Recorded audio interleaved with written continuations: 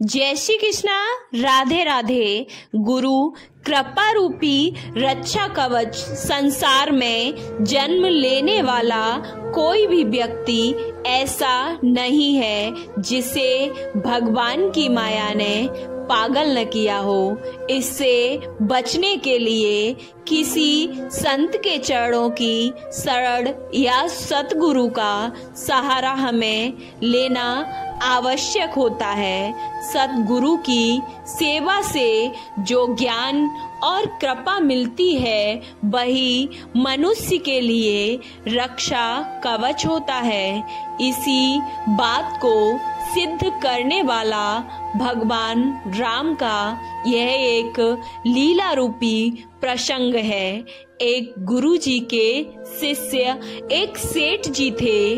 गुरुजी ने सेठ जी से प्रतिदिन कहते कि राम जपू राम जपू राम जपू बाबरे, घोर भव नीर निधि नाम निजो नावरे।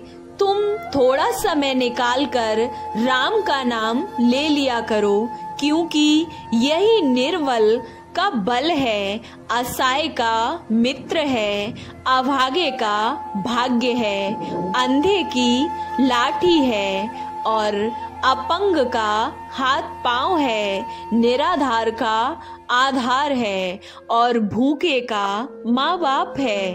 इस काली काल में राम नाम ही मनुष्य का सच्चा साथी और हाथ पकड़ने वाला गुरु है। यही तारक ब्रह्म है।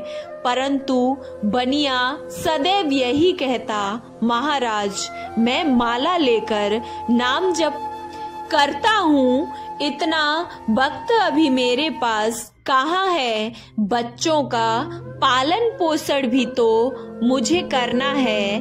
रात 10 बजे तो दुकान बंद कर हारा थका घर आता हूँ। भोजन करते ही नींद आ जाती है और प्रातःकाल जल्दी उठकर फिर से मुझे दुकान खोलनी पड़ती है, वरना सारे ग्राहक पड़ोसी दुकानदार के यहाँ चले जाते हैं और व्यापार में मुझे घाटा हो जाता है। इसलिए राम नाम लेने के लिए समय नहीं मिलता है।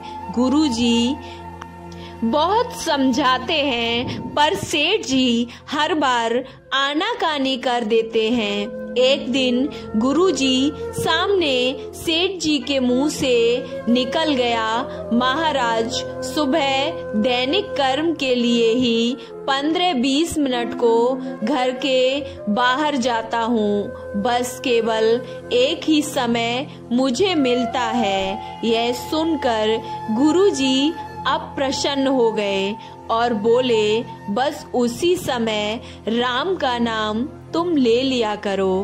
भगवान का नाम तो मंगल करने वाला है, जैसे भी बने लेना चाहिए। भया को भाए अनख अलसहूं, नाम जपत मंगल दिसी दसहूं। अच्छे भाव प्रेम से, बुरे भाव बैर से, क्रोध से या आलस से, किसी तरह से भी नाम जपने से 10 दिशाओं में कल्याण होता है। सेठ जी ने गुरु को वचन दे दिया कि बस उसी समय मैं राम नाम का जाप कर लिया करूँगा। गुरु को दिए हुए वचन अनुसार सेठ जी दैनिक कर्म के समय जोर जोर से नाम लेने लगे। ऐसा 2-3 वर्ष तक लगातार यूं ही चलता रहा। एक दिन सेठ जी प्रातःकाल अपनी इसी दिनचर्या में लगे थे कि संयोग से हनुमान जी वहां से निकले।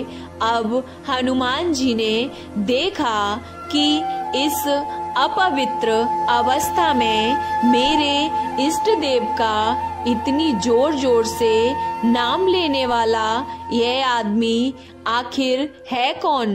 और क्रोध में आकर हनुमान जी ने सेठ जी की पीठ पर अपना वज्र के समान घूसा यानी मुटिका जमा दिया।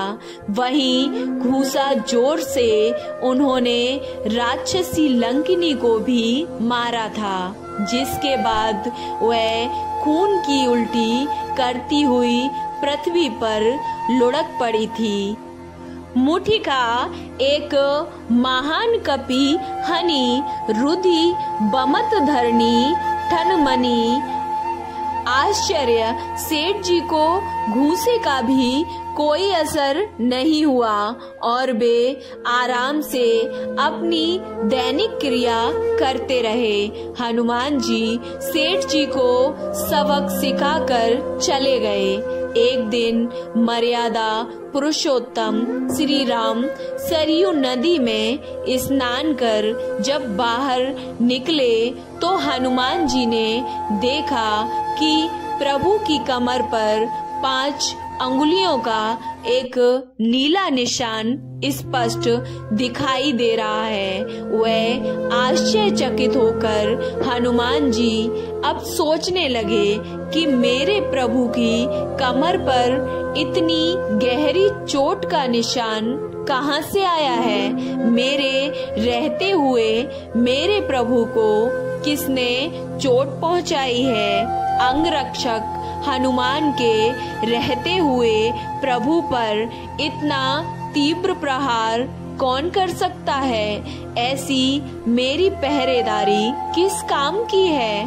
अपने कर्तव्य पालन में विफल रहने से अच्छा तो प्राण त्यागना है। तब प्रभु श्री राम हंसकर उस नीले निशान का रहस्य खोलते हुए बोले, हनुमान, यदि उस दिन उस सेठ की कमर पर हमने अपनी कमर ना लगाई होती तो उसके मुष्टिक प्रहार से तो वह कभी का मर गया होता।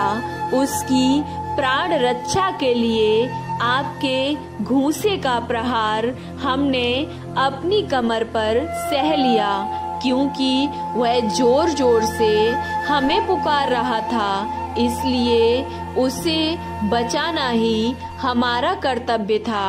आपके वज्र तुल्य हाथ का भार केवल हमारी कमर ही सहन कर सकती थी। प्रभु श्री राम की भक्त वत्सलता को और नाम के प्रभाव को देखकर हनुमान जी अश्रुपूर्ण नेत्रों से प्रभु से क्षमा मांगने लगे। तब प्रभु श्री राम भी अपने प्रिय हनुमान जी को दोनों हाथों से उठाकर हृदय से लगा लिया और क्षमा भी कर दिया। एक गुरु द्वारा सिखाए गए मार्ग का प्रभाव शिष्य के जीवन पर कितना गहरा असर कर सकता है और राम के नाम में कितनी शक्ति है, यह इस प्रसंग से तो स्पष्ट हो जाता है। राम नाम मंत्र है, सकल मंत्रों का राज। राम नाम सभी मंत्रों का बीज है।